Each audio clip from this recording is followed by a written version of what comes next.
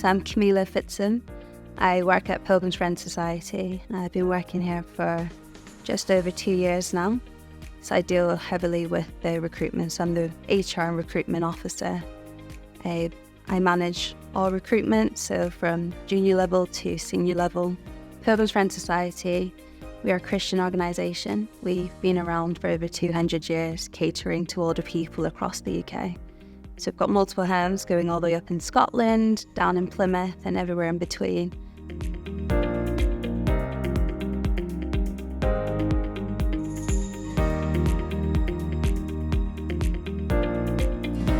So we first found out about the shortage occupational list last year. We found out through the National Care Forum.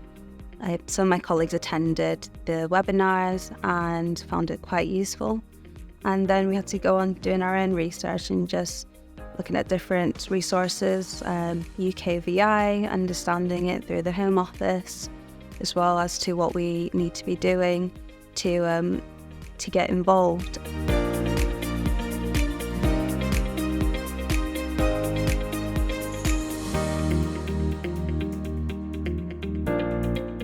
Through the shortest occupational list, we have recruited successfully 13, all coming from various parts of the world. So India, Myanmar, the Philippines, Nigeria, Zimbabwe. Those are our top ones.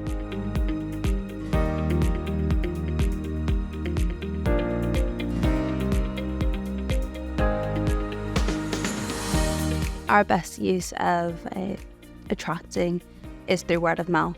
So as soon as we found out that we were eligible to start with this sponsorship and attracting those overseas, we informed all of our managers to inform them of the exciting news, and we started from there. And as soon as we unleashed that information, all of our staff came through, and we have our referral scheme, Care Friends. The Care Friends app, we've been using that quite heavily.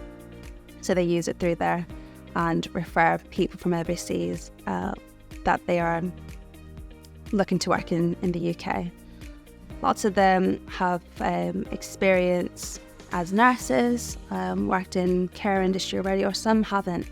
We've pretty much been using values-based recruitment as a way to actually do our recruitment. We find that method was better than looking for those who have experience already. So that's something that is new that we started implementing. And as well as just explaining that to our managers, that they don't necessarily need to have care experience in order to work with us. It's about, do they share Pilgrim's Friend Society values? Are they compassionate? Are they striving for excellence? Do they want to be in a community set environment? That's what's important to us. So when we explain that to our managers, they got on board, which is great. And we followed on from there.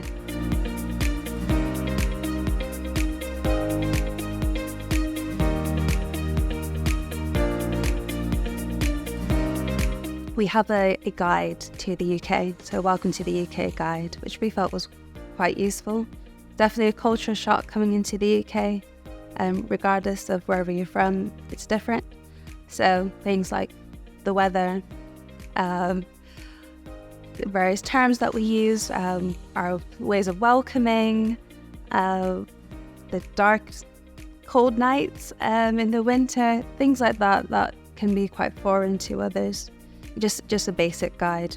So how to open a bank account, who to speak to if you need additional support with housing, who to go to regarding who your landlord is, very basic things of who to go to, healthcare as well, giving them information about that.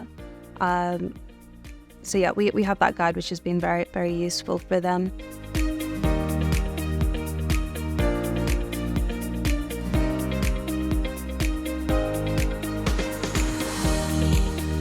So the type of training and support that we've provided is we have a buddy program that we've implemented.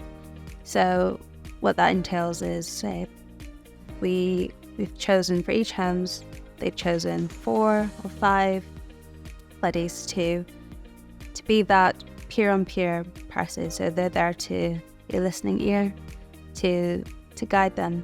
They're not there to kind of show them this is what you need to do as a care assistant and this is what you need to do as a housekeeper, but just that listening ear, inviting them to any work days out that they have, adding them to group chats, just so it's that welcoming. That's what we wanted from the beginning. So having that buddy with you, I think, is something that's very helpful to have, and making them feel as though that they have someone else to speak to rather than just speaking to their manager or even a senior carer, but someone that is their peer. It makes a lot of a difference when you have someone that you can just speak to.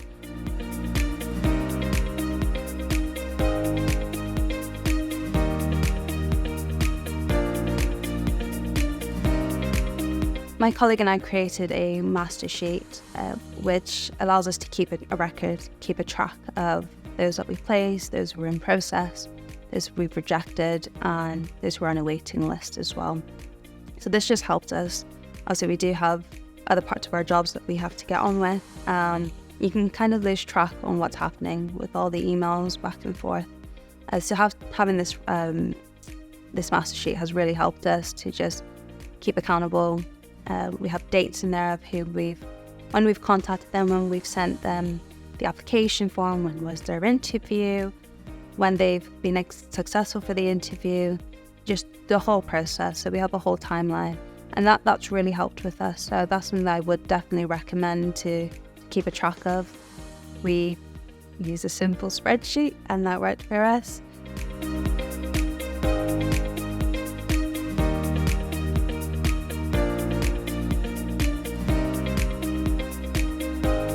Anyone's questioning about it, I think do your research, definitely, but once you do, kind of look at see the benefits that can come from it, not only for your organisation but what you're doing for those individuals as well.